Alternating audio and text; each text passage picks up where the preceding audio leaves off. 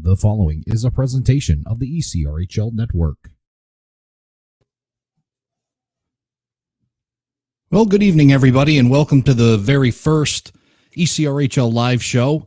Having some technical difficulties here, so we're on just a little bit late. Trying to get Rob Cacchiola in here. He's supposed to be our first guest. So well, until then, I'll do a little introduction, tell you about this little project that we're doing here.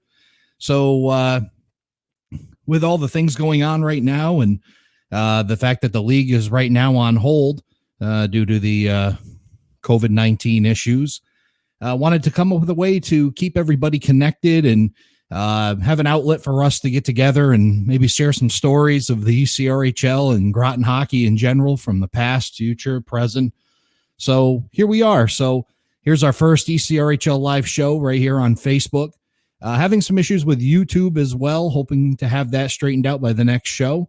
So we'll be able to do live here, right here on Facebook and live on YouTube as well. So go talk about the current situation real quick. So an announcement last night from Groton Parks and Recreation effective at the end of the day today. So it's effective now.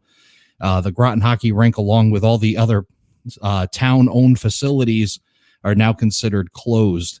I had sent out a message to everybody about that, about the usage of the rink, and unfortunately, with the way the climate is, and the social distancing being enforced, the rink was deemed closed. So just a heads up for anybody that thought they might want to go down and skate, and love them and able to say that you could go down there by yourself and skate around, but consider the facility closed, and I hope to be able to announce sooner rather than later that we're back up and running and you can go down and skate on the rink.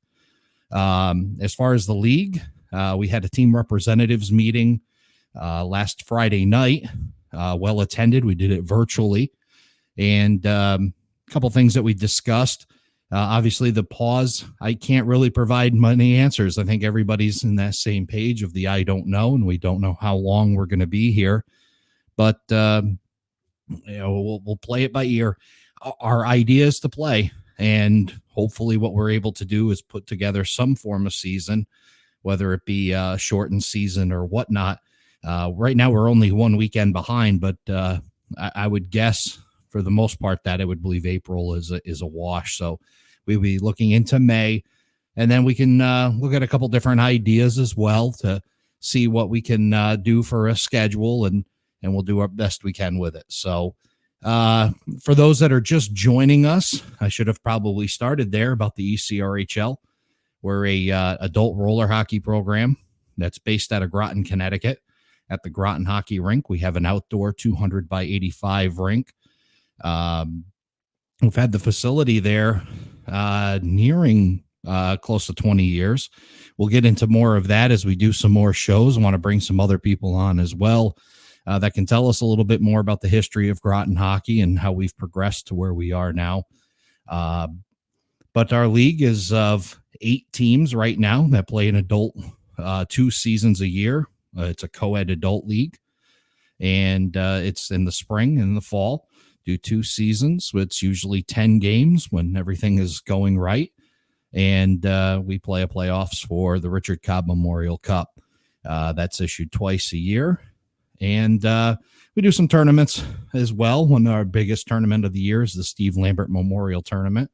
We've held 8 of those over the last 8 years, and scheduling the 9th for late September. So again, waiting for hopefully to see my guest, Rob Cacchiola. So if anybody at this point, how this show works, obviously I'm the one on here talking, but you're more than welcome to post comments if you have any questions regarding the ECRHL or anything about Groton hockey in general. Go ahead and post your comments here on Facebook. We can read them and post them up, and I'd be happy to answer them. And I'm just going to put everybody on a quick standby here real quick while I check and see if I can get our guest in here. Be right back.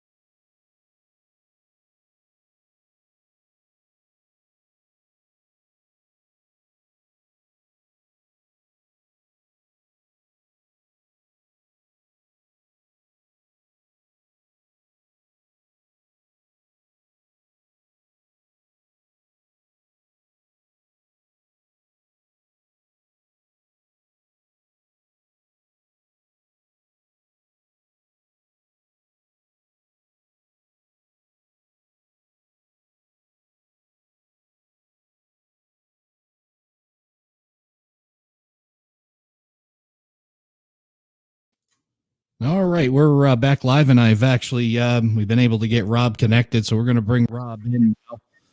And there he is. So after long ado, here is Rob Cacchiola. Rob was the commissioner of the Groton Inline Hockey League. He ran the league and brought the league back in 2010. So, Rob, welcome back. Welcome to the first ever ECRHL Live here on Facebook. Well, thanks for having me. Thank you.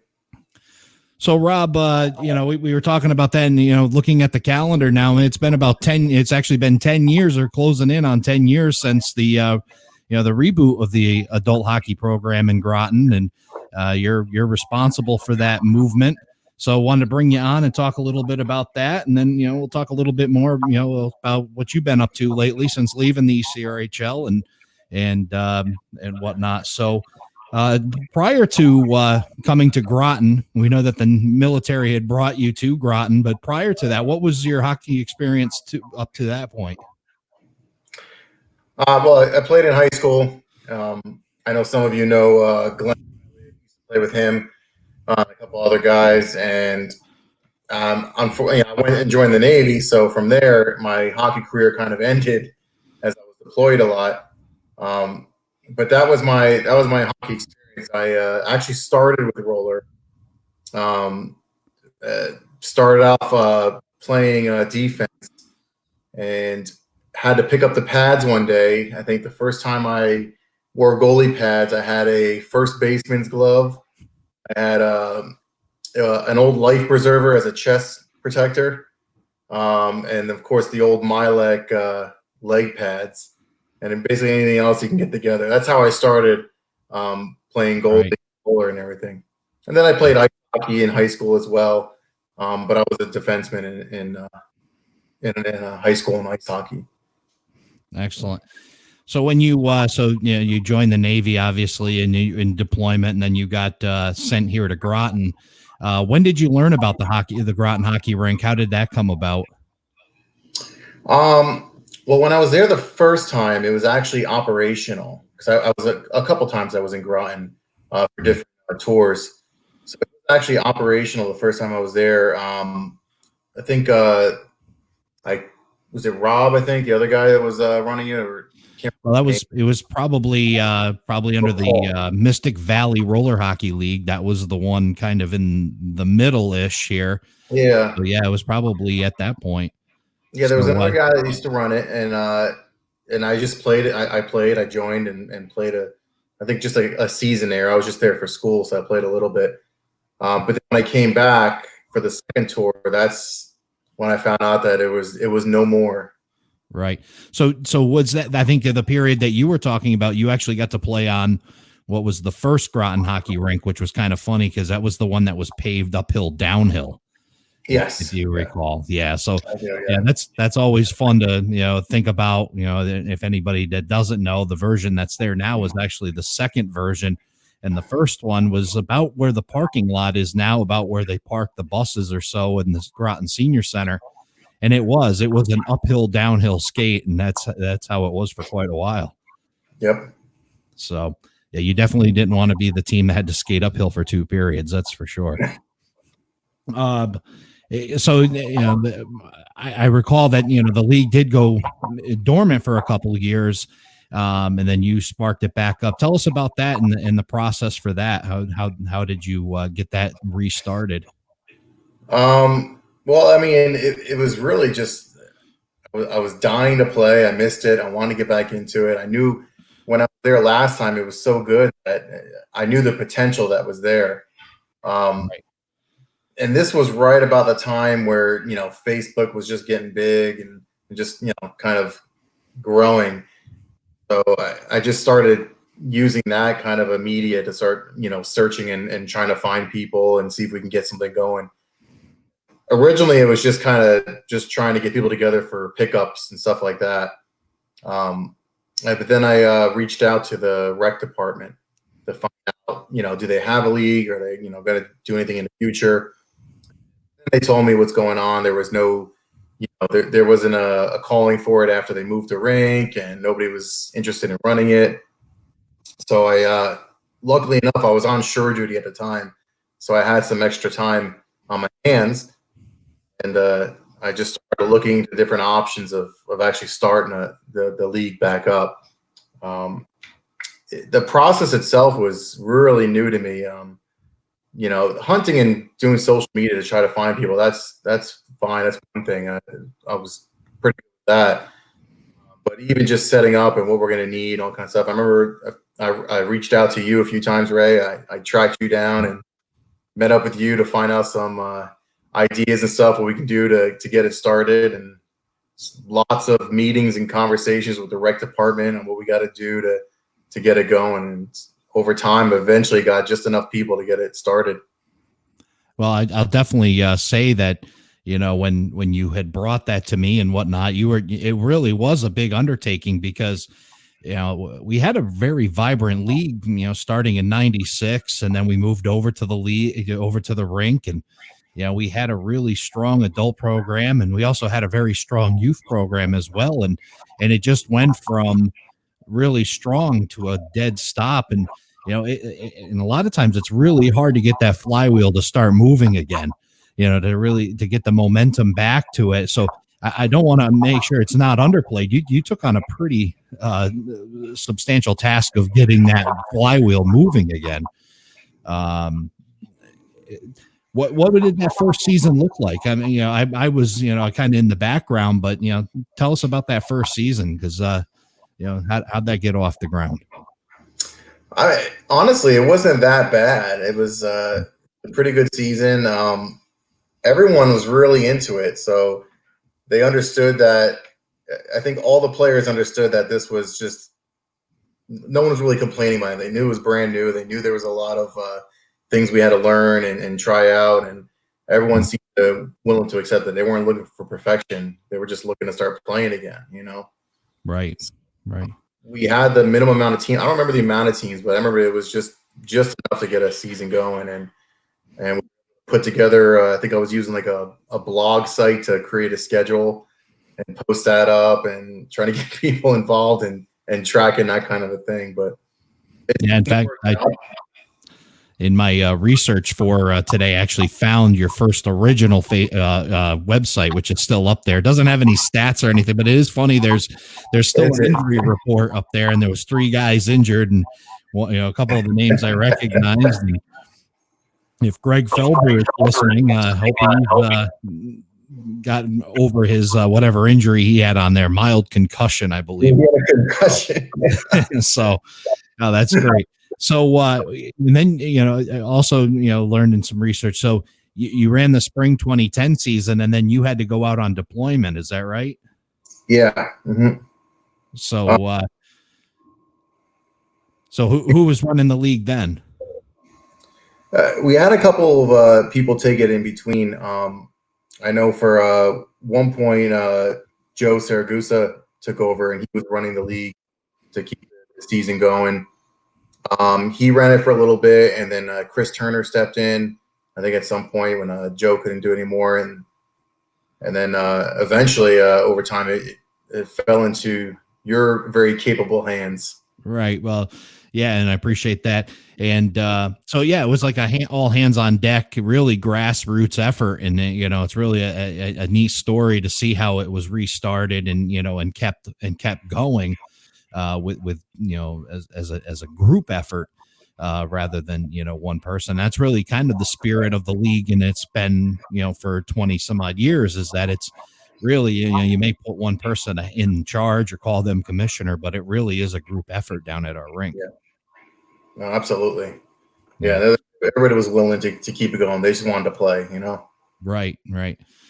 So, yeah, I know that you guys had gone through, you've done, you know, that was when the rink was moved over. So the Groton Senior Center expanded, and they moved the rink over, and that's when you guys started up in the new version of the Groton hockey rink. And I know that you guys, you know, were also a part of keeping that maintained down there as well.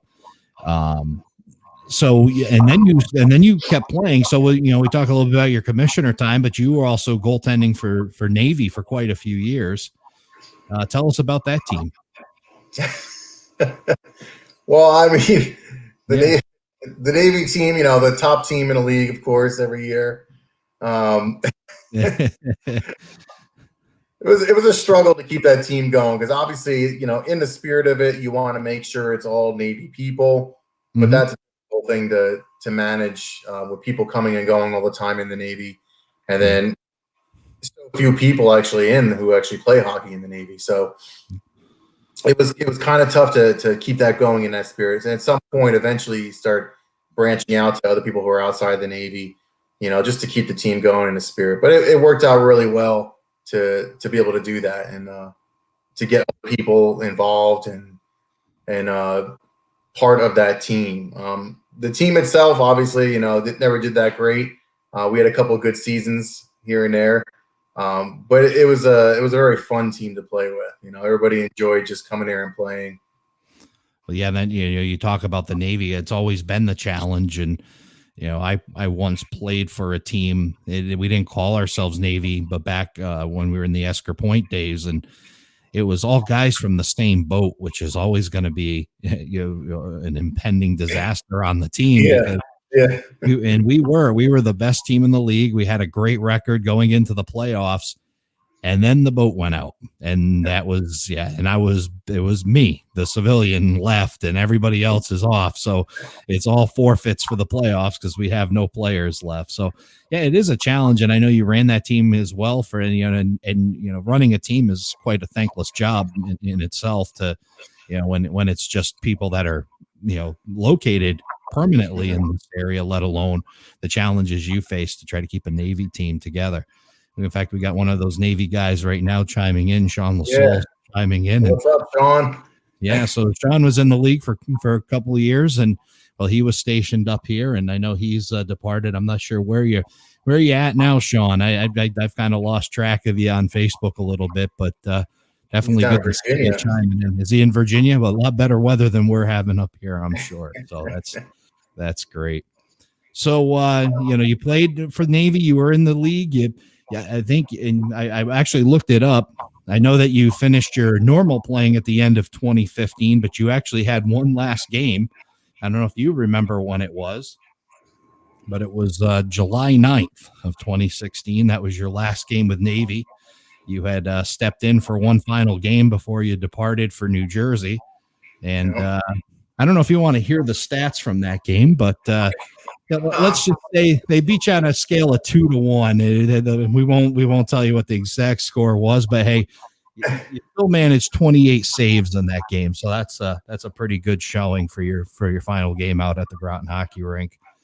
Yeah, so Sean is chiming in now. He's in Virginia Beach, and yeah, unfortunately, no roller down there and whatnot. Nope. So, what's the scene in New Jersey when it comes to roller? Well, I'm a little out west in the more rural area of New Jersey. There's plenty of outdoor roller rinks here to Mm-hmm. play. A little bit out by me, it gets a little less and less, so they're kind of degraded and falling apart. Um, I know there are some people around here trying to bring them back, revive them, and rebuild the rinks. One of the rinks that's actually closest to my house where I am right now, I used to play at when I was younger, and it was an awesome rink. It was a great surface, had great benches and everything. But you go to it now, it's just a sad sight of just cracked surface with grass and weeds growing up through it, and everything's just falling apart. Right. Yeah, that unfortunate scene that you hope you never get to I know. experience. Yeah. So what else have you been up to? So you left here in 2016, moved back to New Jersey. I know your new role is hockey dad. So tell us a little bit about that. It keeps you busy, that's for sure. I bet. Yeah. He played. My son did play for the Seahawks when we were there in Connecticut as well. So we did Right. traveling there. It got a little more intense once we came to New Jersey. The traveling was expanded a little more. Between the additional need for skill clinics and summer practices and spring leagues and everything to keep him going, it just got us busy all throughout the year. But he's still playing. Obviously not right now since everything's shut down, but Right. playing. He's doing well. He's a right wing, Now, so he didn't get the goalie pads like dad, I guess. Huh? I wouldn't let him. Oh, there you go. Yeah, I think that's what all goalies say. When they have kids, I can do it, but I'm not letting my kid do it. And the budget's pretty much shot by the time you put pads on yourself, let alone when you got to gear a kid up. So Yep. yeah, that's great. So before the show, I was telling everybody about what's going on up here, and I'll just kind of review real quick that we're kind of holding in a hiatus, as well with the adult league, and we're still planning, and we're doing everything in the process to start a league, so that if they give us the all clear, we'll do our best to put something together. And our idea is to play hockey, and I'm staying away from trying to. I'm looking forward to a season of some form is what I'm trying to put together here. But a lot of questions more than answers, and I think that's with everybody right now with, if we're going to start and when we're going to start. And now we just got a word that the town has asked and has closed all the facilities, including the rink. So, we're now at that point where, we're definitely, still heading uphill in that whole scenario. So, but we're looking if we can get things off the ground. We've fluctuated a little bit in team numbers, but there's a potential for 9 this coming season.